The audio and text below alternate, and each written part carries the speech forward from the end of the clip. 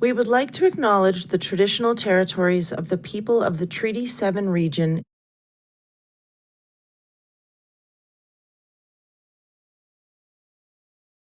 in southern Alberta, which includes the Blackfoot Confederacy, comprising the Siksika, Piikani, and Kainai First Nations, as well as the Tsuut'ina First Nation and the Stoney Nakoda, including the Chiniki, Bearspaw, and Wesley First Nations. The City of Calgary is also home to Métis Nation of Alberta, Region 3. Good morning, everyone. My name is Marcia Nelson. I'm an executive fellow here at the School of Public Policy, and I'll be hosting today's webinar. Thanks to all of you for joining us. As you know, the School of Public Policy is Canada's leading policy school, known for our practical research. The school is currently undertaking research to explore the potential for an ambitious national project, the Canadian Northern Corridor. The Canadian Northern Corridor would be a network of multimodal rights of way across middle and northern Canada, with an accompanying policy, regulatory, and governance structure.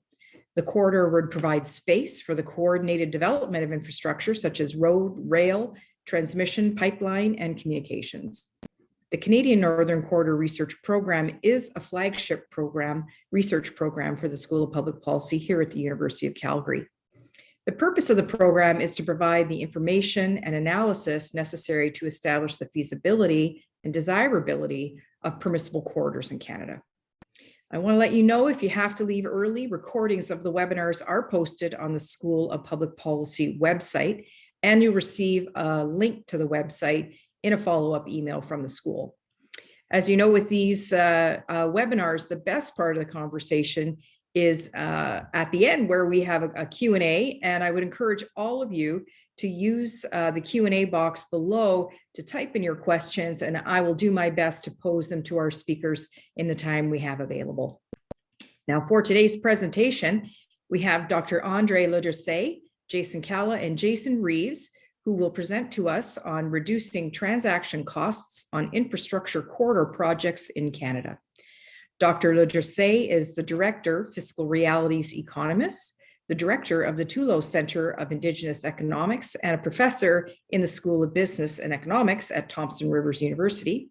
Jason Calla is the Principal at Tamayak Planning and has worked with First Nations at the local, regional, and national level for over 2 decades. Jason Reeves is an economist with the Fiscal Realities Economists and has 20 years of experience working with First Nations to develop their economies and establish institutional and legislative frameworks required to effectively assert their jurisdictions. And with that, I will turn it over to the panel to take us through their paper.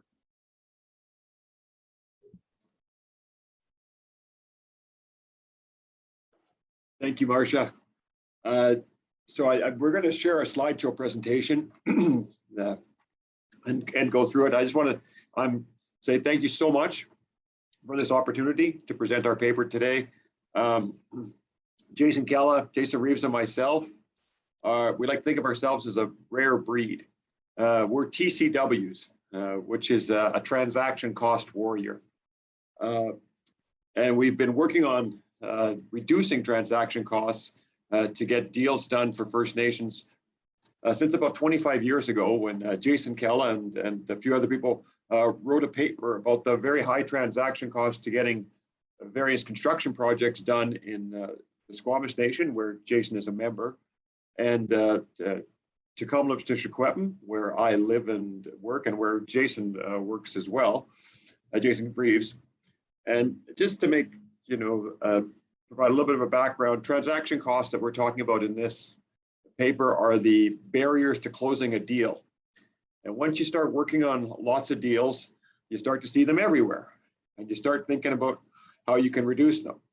And so our goal, our objective, if you will, of this presentation is that hopefully you will share our obsession with these transaction costs with respect to infrastructure corridor projects.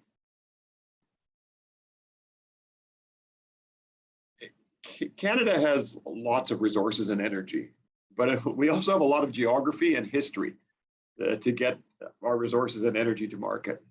And as everyone that's here is well aware, the demand for Canada's resource and energy has grown significantly especially in the last month. This means that there's a political and policy requirement for infrastructure corridors to move energy and resources, and this policy imperative has also increased. Jason Kella, Jason Reeves, myself, we work with First Nations across Canada, and in particular Western Canada, and in some cases Northern Canada, on projects related to this challenge. We've helped support negotiations. In many cases, we've been asked to help develop solutions and institutional frameworks to address these high transaction costs and problems and systemic problems we've identified. And just to give you a little bit more background about us, Jason Kella, among his many other jobs, is leading the development of a proposed First Nation Infrastructure Institute that we mentioned in this paper. In addition to my other jobs, I'm the director of the Tulo Center of Indigenous Economics, which we also mentioned. And just to give him the proper introduction, Jason Reeves is the hardworking economist who makes me and sometimes Jason look like we know what we're talking about. So we're really happy to be here, and we hope you enjoy our presentation. Let's start with a little bit of context. Canada, as a country, has really two unresolved constitutional challenges.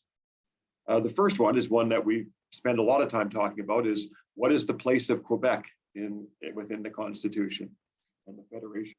But the other one, which we have spent a little bit more time, especially recently, talking about, is what is the place of Indigenous governments within the Constitution of Canada. And so I want to just briefly chat about the second challenge. Indigenous governments were completely excluded from the Constitution in 1867. There was no mention of them. And there was a series of efforts from 1867 till 1969 to deny the existence of Indigenous governments within Canada. And I just like to always point out something that helps answer a bit of a question lots of people have, is that in the 1920s, there was a really good chance of a group of First Nations in British Columbia winning an Aboriginal title case. And in an effort to prevent this title case from being heard it would have been heard in the British courts at that time. Canada passed a law in 1927 that made it illegal for First Nations to collect taxes from themselves, so that they couldn't use those taxes to hire a lawyer for a case. And when you put that in historical perspective, you get a really good sense of why a lot of issues still exist in Canada today. Of course, some of you may be aware of that in 1969, Trudeau, the elder government, presented something called a white paper. It was almost universally rejected by all First Nations across the country, and it led to what we call the modern rights and title agenda starting in about 1972. In this paper, we divide the modern struggle to define the place for Indigenous governments in Canada along two paths. One we call the rights and title agenda, which is a legal, constitutional, and international recognition path, UNDRIP, for example, which has been incredibly successful. And we also describe an institutionally supported path to implement these rights and title, which is also really starting to take off as well. So we wanted you to be aware that this is there's been these two paths of sort of attempts to define Indigenous governments within the Constitution.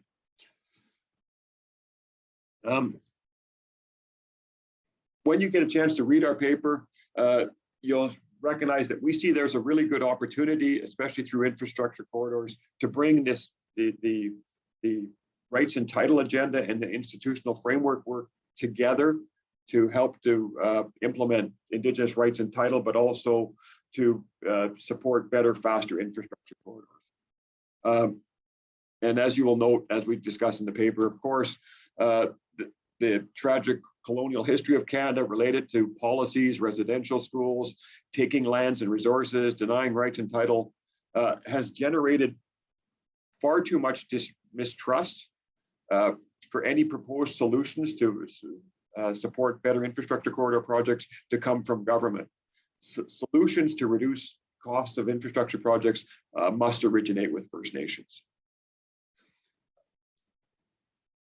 We like to show this particular graph just to give you an idea of the economic context. This is how we view the economy and the resulting transaction costs that can occur. So if you look at the top part of this equation, private investors have opportunities, and they exist in many areas, whether it's proximity to markets, access to resources, et cetera. And they compete and innovate to bring these advantages to market and for a profit. And just as a little bit of trivia, the word Tulo is the Chinook word for profit.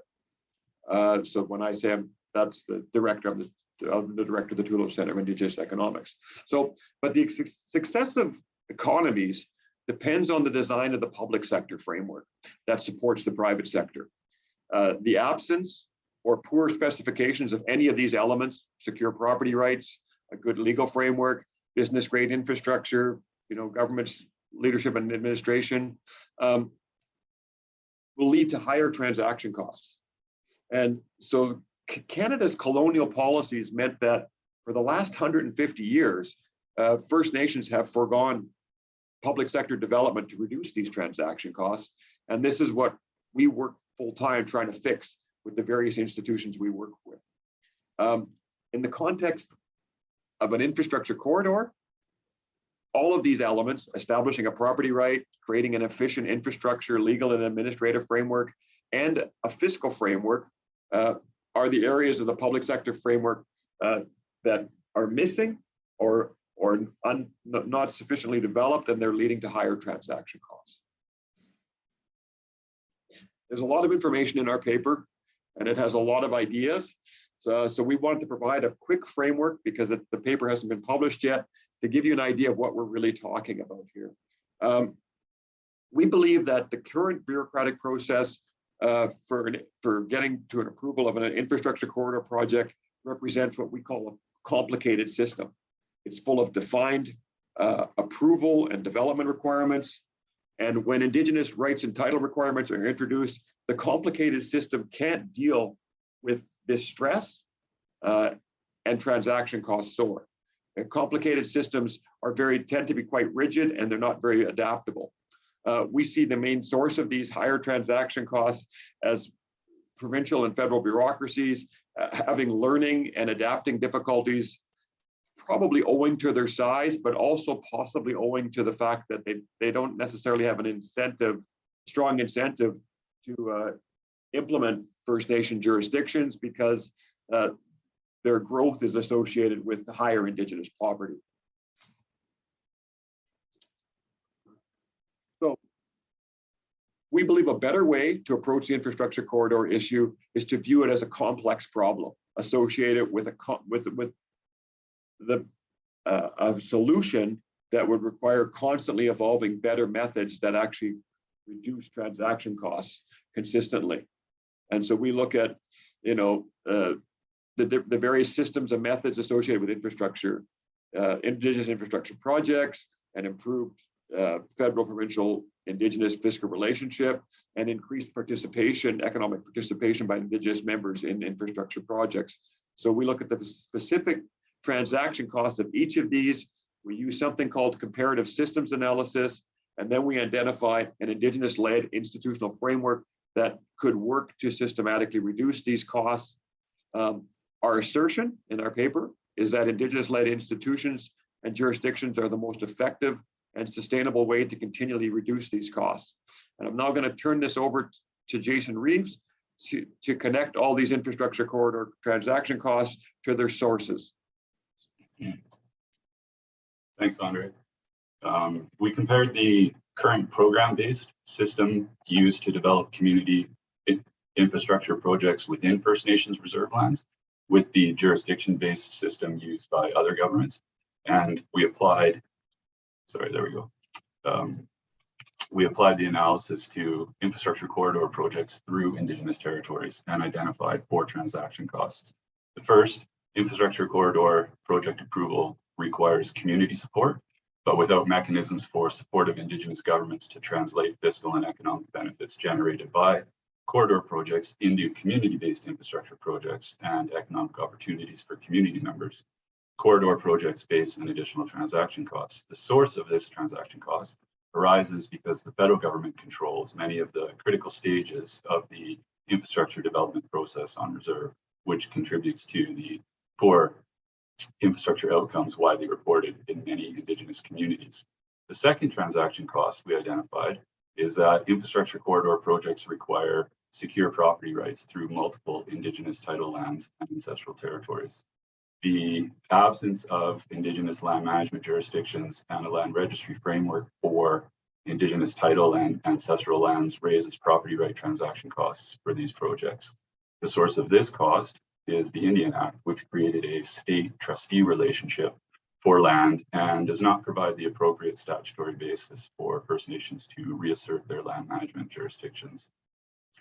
The federally maintained deeds-based land registries are also problematic relative to provincial Torrens land title systems. The third transaction cost we identified is lower administrative capacities in many Indigenous communities and limited access to technical expertise and support networks, which slows Indigenous decision-making processes during corridor project planning. The source of this transaction cost is again the Indian Act, which has meant limited assertion of jurisdictions over infrastructure project development processes by Indigenous governments for the last 150 years, whereas other governments have implemented substantial infrastructure development innovations and built technical support networks during this time. Fourth, inadequate access to a wider variety of fiscal powers among Indigenous governments means federal support is required for Indigenous participation in corridor projects, which also increases costs. The source of this transaction cost is the Fiscal Framework of Canada. Despite some progress, the fiscal revenue raising gap between Indigenous and other governments remains large. Most Indigenous governments haven't implemented the fiscal powers necessary to generate the revenue streams required to finance participation in infrastructure corridor or resource projects, and they often have to rely on provincial or federal government support to participate. Next, we examined the First Nation fiscal relationship and compared it with the federal-provincial one. The research describes a number of gaps, and there is considerable incentive for Indigenous governments to try to solve these issues during infrastructure corridor and resource project consultations. We identified four ways that these efforts raise transaction costs. The first is project consultations can't start before resources are provided to First Nations for their own project impact review processes. These can be separately negotiated agreements between affected Indigenous communities and project proponents, each with their own transaction costs. The source of this transaction cost is that very few Indigenous governments have established environmental review processes, and even fewer have established an independent fiscal mechanism to support these processes. The second transaction cost we identified is that many agreements try to fill the fiscal gap through pseudo-taxation or second-hand taxes. For example, when a project proponent makes specific payments based on project status, a percentage of profits, or contribution to community infrastructure. Another example is First Nations who engage in tax sharing negotiations with provincial governments for mining, hydro, or forestry projects. In both cases, negotiating these arrangements can be costly to all parties. Again, the source of the transaction cost is limited Indigenous fiscal powers. A third transaction cost is that negotiated agreements are seldom standardized. The portions paid by project proponents or provincial governments to Indigenous groups aren't usually standardized, and non-standardized agreements increase transaction costs. The source of this is a lack of institutional support and a lack of transparency. Agreements are not usually public, and the revenues and expenditures by Indigenous governments from these arrangements are not usually public either. Fourth, the Indigenous transfer-oriented fiscal relationship creates a coordination transaction cost for infrastructure corridor projects. For any project that involves an Indigenous community and either a local, regional, or provincial government, coordination not only involves these two parties, but the federal government as well. And this involvement adds time and cost. The source of this transaction cost is too little fiscal and regulatory jurisdiction for Indigenous governments, and as a result, too much reliance on federal transfers, federal institutions, and federally created policies and oversight. Canadians can economically participate in infrastructure corridor projects and resource projects that they support through employment, income, businesses, and equity, but participation among Indigenous population is much lower than the non-Indigenous population in all of these areas. This means that in addition to a fiscal benefit negotiation, there is also an economic participation negotiation required as well. And we have identified at least 4 additional transaction costs here. The first is that both project proponents and Indigenous communities have a mutual interest in strong environmental assessment and management frameworks, but the implementation of Indigenous environmental review involves concurrent jurisdiction with provinces. This can create a separate and costly additional government-to-government negotiation to implement these arrangements. The source of this transaction cost is that few Indigenous environmental assessment jurisdictions and procedures have been implemented, and there's too little Indigenous institutional support and standards to implement these jurisdictions.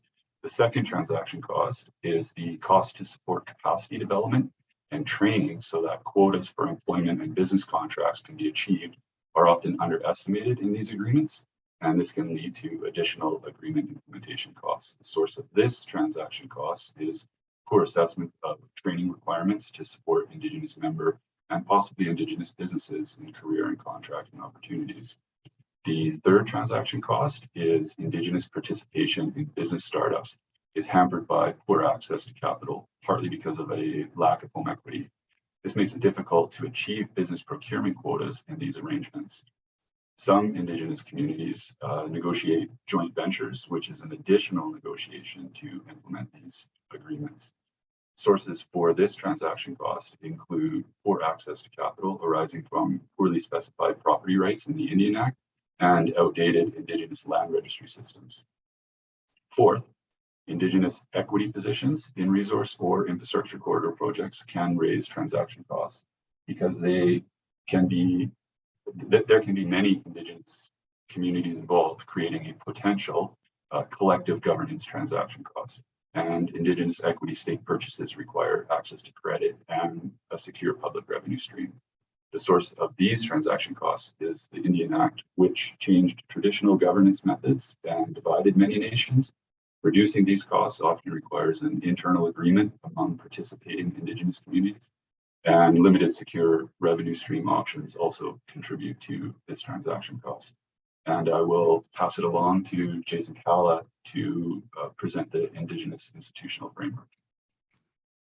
Thanks, Jason. And yeah, really pleased to be here to present the paper today with Andre and Jason. And really, the remainder of this presentation is going to talk about the establishment of an Indigenous institutional framework and, how that framework really addresses those transaction costs that Jason has just very thoroughly outlined in those previous slides. So, how it could address economic barriers, including access to capital, support nations to implement jurisdiction. We know that different nations are at different places and not everyone's ready to move necessarily at the same time, but a lot of these initiatives are optional and provide that ability for a First Nation to determine on its own when it's would like to, take down that jurisdiction and assert its jurisdiction in these areas.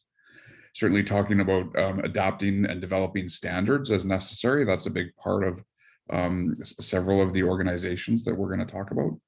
And building capacity is definitely a big theme, supporting nations who want to assume responsibility, assume the jurisdiction around these areas with the tools, the templates, the samples, the skills to effectively assert their jurisdiction.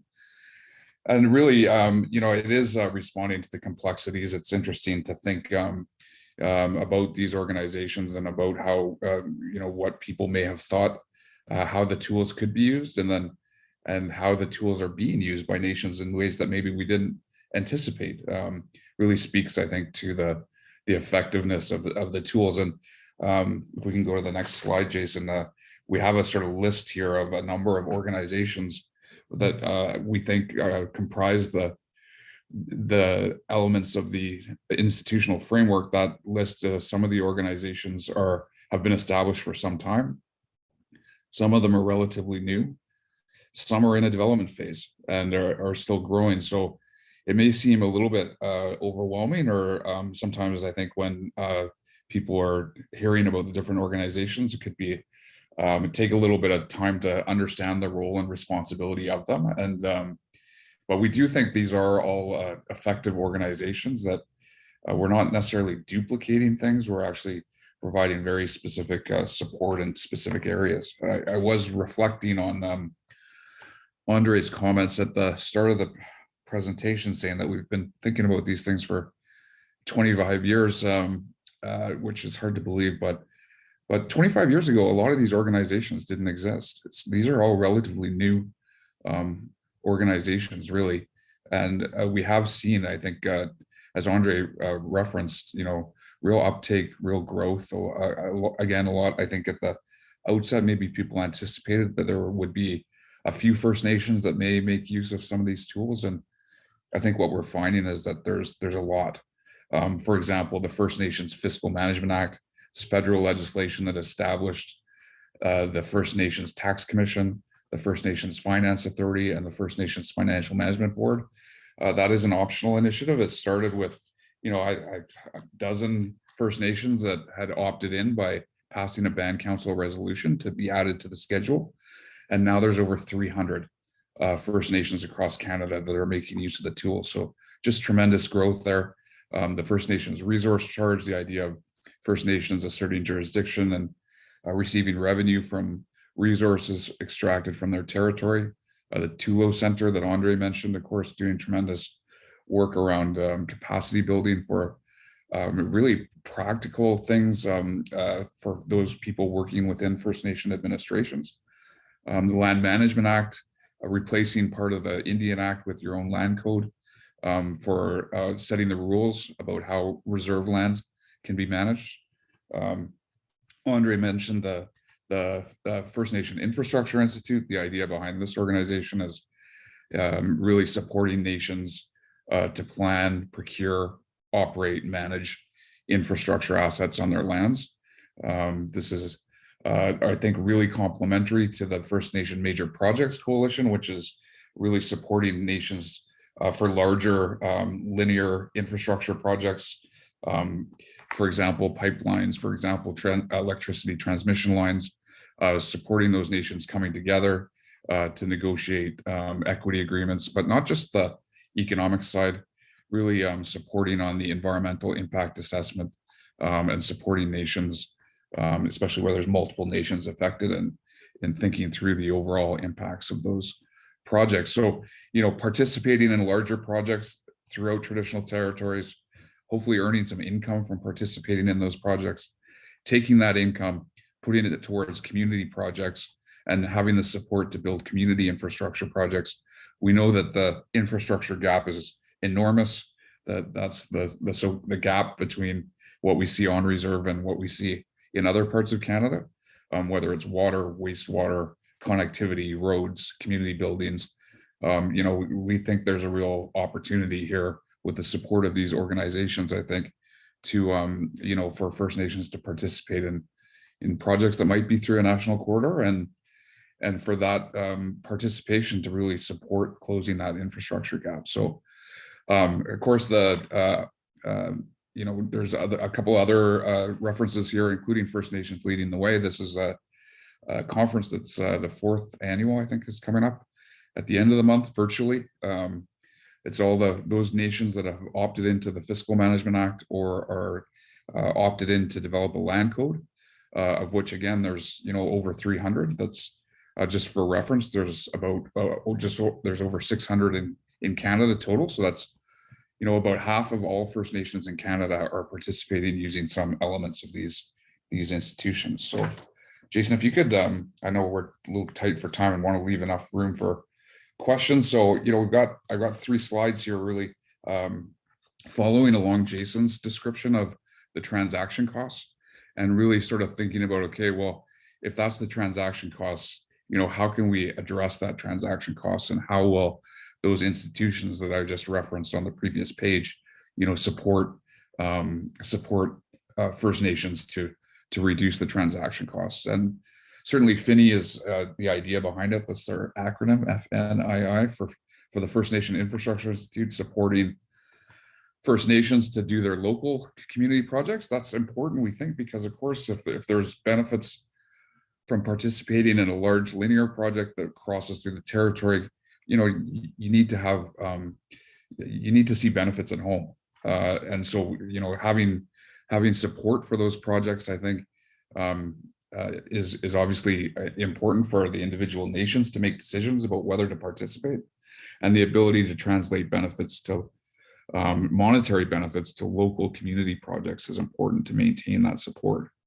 The Land Management Act is referenced as an opportunity to address land management jurisdiction, and certainly the land registry system, the current system under the Indian Act, I think I've heard it described as a drawer that you put things in. It doesn't offer the same confidence that other land management or land registry systems have. And so improving that confidence in the land title is really important to support, support projects, whether they're local community projects, whether they're larger projects. Supporting, again, building expertise and support networks. We've talked about Tulo and FINI, and certainly, having revenues to support projects is important, and the First Nation resource charges is part of that. Jason, yeah, great, thanks. So this next slide focuses really more on the fiscal relationship of transaction costs, and again, negotiating agreements. The resource charge can support that, and payments from proponents. Having a charge where nations are able to collect revenue that's derived from their territory is an important part of an improved fiscal relationship. The Major Projects Coalition is really supporting nations as they work towards agreements, that would generate revenues for them, and the management of those revenues and the ongoing transparency and accountability is supported by the standards established by the First Nations Financial Management Board. And the whole idea behind the Fiscal Management Act really is supporting nations to assert their jurisdiction, to generate more of their own revenue, to be less reliant on transfers. And, that really supports nations to be able to make decisions about participating and come to the table with tools in their toolkit that maybe other groups have, and that's to have some of their own revenue to bring in to be able to access capital markets to be able to participate as well. So we can go to this is the last slide, and before I'll hand it back to Andre just to make some concluding comments, but certainly, economic participation, the environmental jurisdiction is interesting. I know, having spent some time listening to the members of the Major Projects Coalition, it was quite a challenge to participate, and to respond to consultation requests when there's a number of proposed projects that are, there's information being submitted to the First Nation to say, can you please comment on the possible impacts to your territory from this proposed project? There could be a lot of information involved in that and a lot of effort required in that. And some communities may have the capacity to do that work, but their neighbors may not. And so I think this is the experience that some communities, particularly in British Columbia, had with some of these proposed pipeline projects. And having an organization like the Major Projects Coalition, just to really support that discussion and have the tools and bring really people together to talk about the impacts of that, I think has been a real helpful thing. I really encourage people, if you get a chance, to check out. They've done some tremendous work around environmental standards and an environmental framework in this regard. Of course, capacity development and training Tulo Center does a lot of great work there, and again, the Major Projects Coalition. I know Jason talked a little bit of the home equity, and yeah, it's when you're on reserve and you don't have title to the land and you go to the bank, you can't get financing. There's nothing for it's a big problem. So having a way for those people who want to have have the title that would be secure like that would enable you to get access to capital is something that would be very helpful. And then last but not least, something that you may have even seen in the news lately, which is the equity stake agreements. I was a little bit disappointed with some of the news coverage that saw referenced that TransCanada had given equity to First Nations, and that's certainly not the case. From my understanding, that the idea for the equity is an option to purchase. So coming to the table as a partner, having the ability to access capital, so you can purchase equity, and in return for purchasing that equity, having some influence around the boardroom table about how the project's managed on an ongoing basis, and to participate in the profit from that project should it when it is successful, so that again you can bring some of those revenues home and support community improvements. So I think there's a lot there. There's a lot of organizations. There can be a lot of acronyms, but I think it's quite remarkable to think over a period of 25 years that these organizations have been established, and they've been established by First Nations literally leading the way. Standing up and saying, this is what we want to have to support our communities as we consider these challenges, because a lot of communities are saying we do want to participate in the economy. We do want to have more say in what's happening. We don't want to be reliant on transfers. We'd rather participate, and we need organizations like these ones to help us as we enter these new areas of jurisdiction. So thanks for listening, and Andre, I'll pass it back to you. Thanks, Jason. We want to leave lots of room for questions, so I'm going to do an extremely short summary of what we just presented. They say that when you bang your head against the wall for a long time, it feels really good to stop. And so for those of you who are on this call that have a bit of a headache trying to get infrastructure corridor projects built in Canada, we hope that our paper, when you get a chance to read it, gives you a little bit of relief. So I'll turn it over to Marcia, for to coordinate any questions.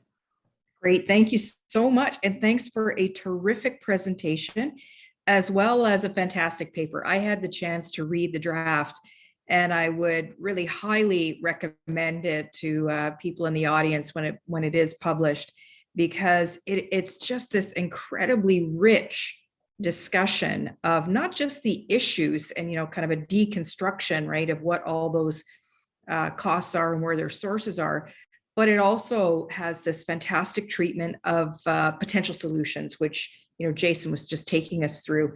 And I want to say that it's one of the papers that I think I learned as much in the footnotes as I learned in the major content of the paper, because it has a lot of footnotes, and I can't remember when I have so closely read the footnotes in a paper. So thanks for that experience. So much to talk about here, but I want to start, I guess, focused on solutions, because one of our audience members wants to dig into that a little bit more. You in the paper, it's really clear that high transaction costs can be reduced by, as you called it, the expanded use of Indigenous-led institutional frameworks, targeted legislative amendments, and improved fiscal relationships, right? That's part of the frame for, cracking some of these old chestnuts. And in your analysis, you showed, frankly, the legacy of Canada's colonial treatment of Indigenous people, and how the way in which we've structured those relationships has really created serious, significant structural barriers, right, to infrastructure development. But then, the discussion of the institutions that exist and some that are proposed is incredibly promising. You talked about the First Nations Indigenous Institute, the First Nations Resource Charge. And I guess the question from the audience and from me is that what can be done to accelerate the progress on that work? Have you identified kind of any legislative amendments or other support that's required, funding? And I guess the second part of that question is, what's the level of support out there for this kind of a recommended approach, either among First Nations governments themselves, the federal government, or proponents? So what can we do to advance the agenda more quickly? And what's your take on the level of support among the key players? Do you guys mind if yeah. So I'll do a quick answer, and if Jason Keller, Jason Rees wants to add, please do. The question is, of course, the fundamental challenge in this particular policy area in Canada is how do you systematically get rid of the Indian Act and the Department of Indigenous Services Canada? And the answer that we've tried to allude to is that, well, it's going to come from First Nations. It's going to be their choice how this is going to be done. An emerging area that seems to be very successful is the development of national institutions that First Nations can opt into and use that to help assert their jurisdiction. And we sort of identify a three-part process that's been quite effective in making this change. Part one is the development of federal, and in some cases it requires provincial legislation depending upon the jurisdiction, which, if you will, opens up the space for First Nations to occupy. And creates a framework for that occupied to be done, that jurisdiction to be occupied in an orderly fashion. I mean, we are, of course, Canada, everything's peace, order, and good government. Right? And so the second part of that is the development of institution of First Nation, the second part is the First Nations choosing to occupy that space. And they'll generally do that through the passage of a law or some sort of indication that this is now going to be their jurisdictional space. The third part, which is the part we talk about a lot in this paper, is the importance of an First Nation institutional framework to help First Nations occupy that space, create the templates, the training, the capacity, so that this is occupied in the most beneficial way. So that's really what we're laying out in the paper, is that this has become a very effective, and this is the second part of your question is, how can we make this happen faster? Well, I know there's significant legislative proposals that are in front of the Canada right now. They've been advanced through this process that Jason Keller was talking about, called the First Nations Leading the Way, which represents over half of the First Nations in Canada. I mean, legislative time, legislative support is really a political will question.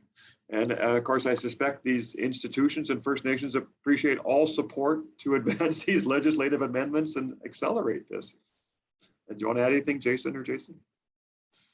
Yeah, if it's okay. I mean, certainly, I know, yeah, some of the organizations are in this development phase, so it would be helpful to have them established formally. It is interesting, I think, what you say about, Marcia, about the support for them and where is the support. And like, again, I think it's remarkable if you trace back the sort of since 2005, when the Fiscal Management Act was passed, before that the Land Management Act, and you see the growth in demand from communities to participate, and you can track it because people have signed up either by passing a BCR or opting into the to do their land code. Are there, in terms of like resources sufficient to meet the demand? Like, are there resources? Are there more communities that want to pass, want to get rid of part of the Indian Act and want to pass a land code? Like, that maybe that's an area, that could be supported. But even I think about of course, in the media, we see from time to time lots of, there's opposing voices, which is good. And we hear all different sides, and not everyone's in agreement, about whether to support a project specifically, like a proposed large linear project, or whether to support moving into a certain area of jurisdiction.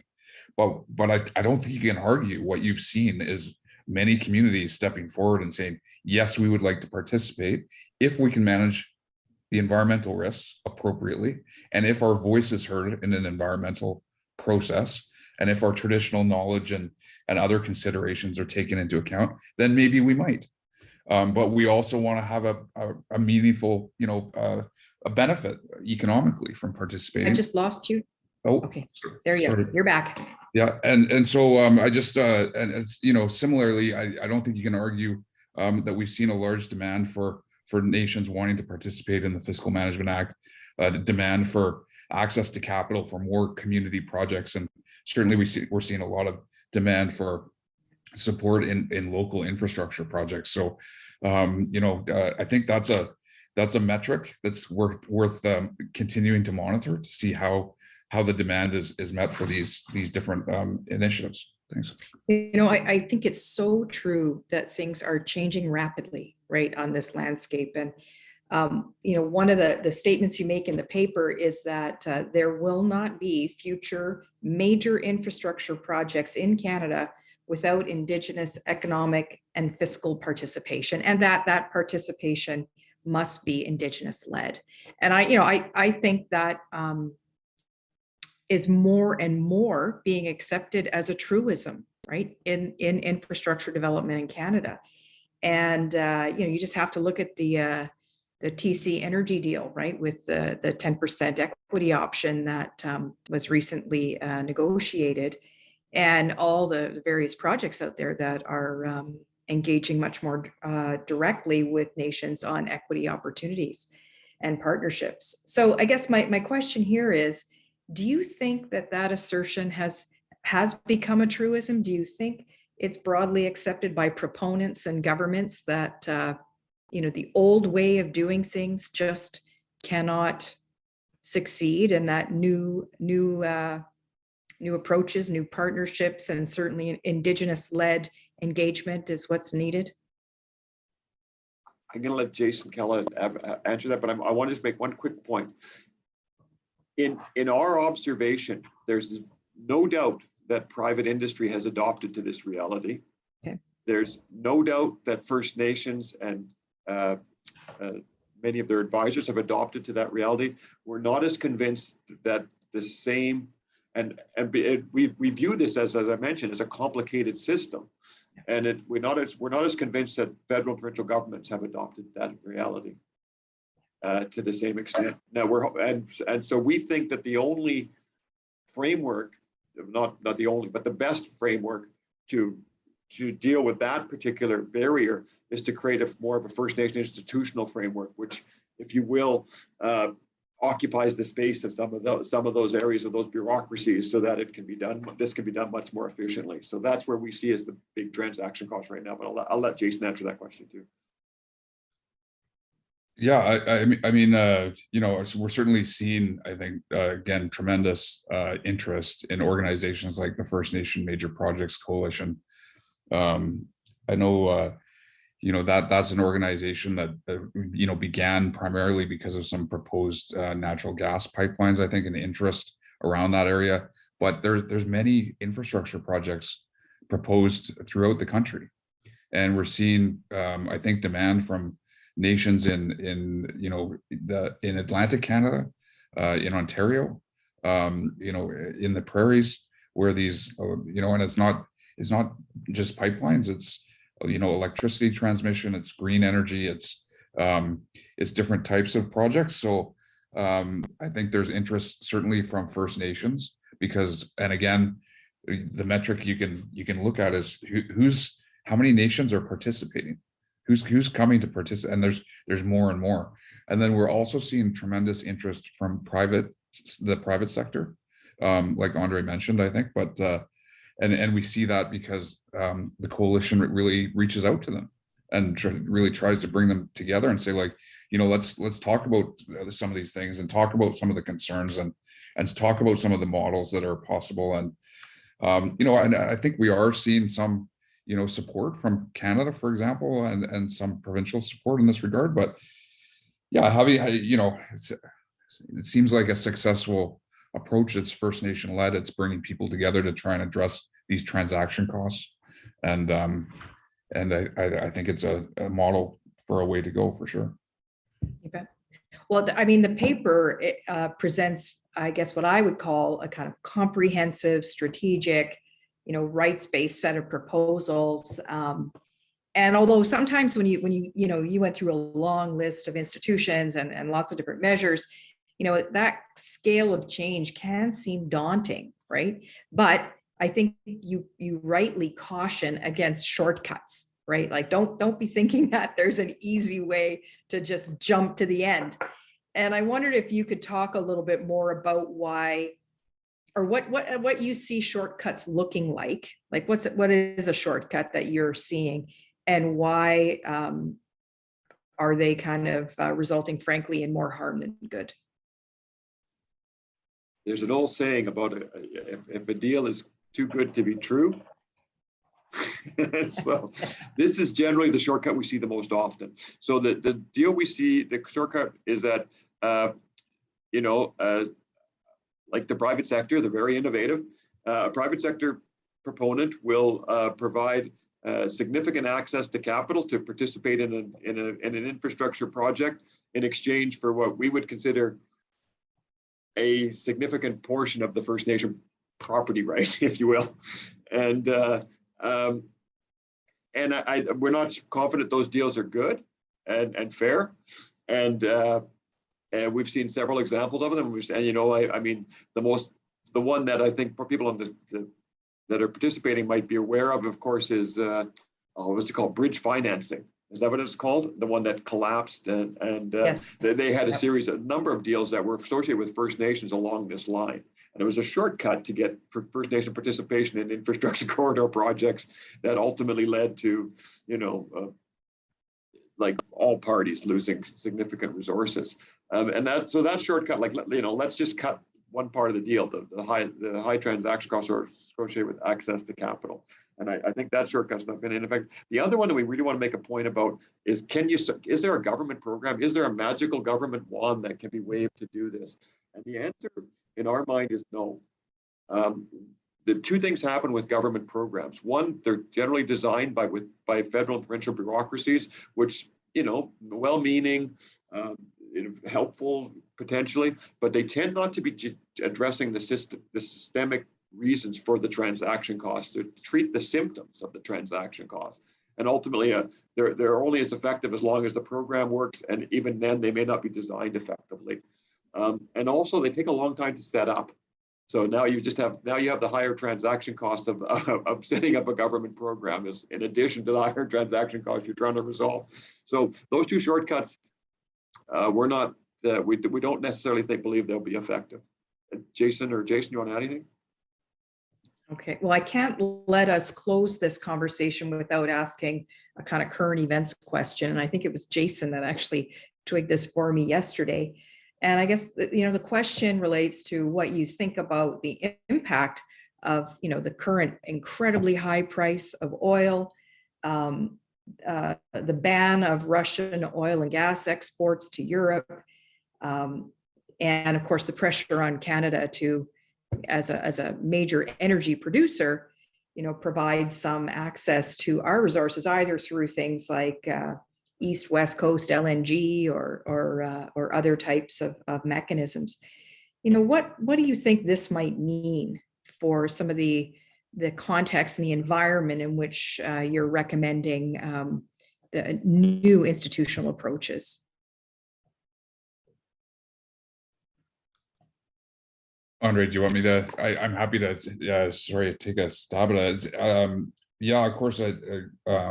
Thinking about this and reading the news and listening to podcasts and all sorts of opinions about what's going to happen, and I think back to the time at a number of years ago, like probably 2013, 2014, and there was a lot of discussion about LNG at the time in British Columbia, and it was going to be a big thing, and the demand was high at that point, and then of course the demand weakened considerably, and so now seem to be back in a position where for different reasons demand is high, and we know that what I understand from energy projects and these large infrastructure projects, they take a long time to plan, they take a long time to build, they have a long life cycle, and so because there's high demand today, we know that doesn't mean it's going to last forever.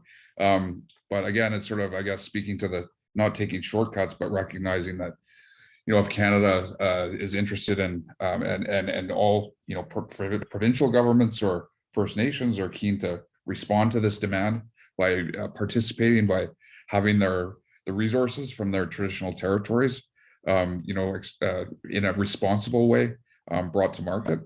It's going to take, we think the institutional approach is helpful here. These tools are helpful, and maybe there's something in this paper that's a lesson learned to support the continued development of those projects. You bet. One last question, and I couldn't, again, let you get away without asking something very relevant for the university, and that is, coming out of your paper, have you identified any additional areas of research or analysis that you think is necessary to explore some of your ideas further? Is there something that you've got on your to-do list that you want to share with folks as additional research that could be upcoming?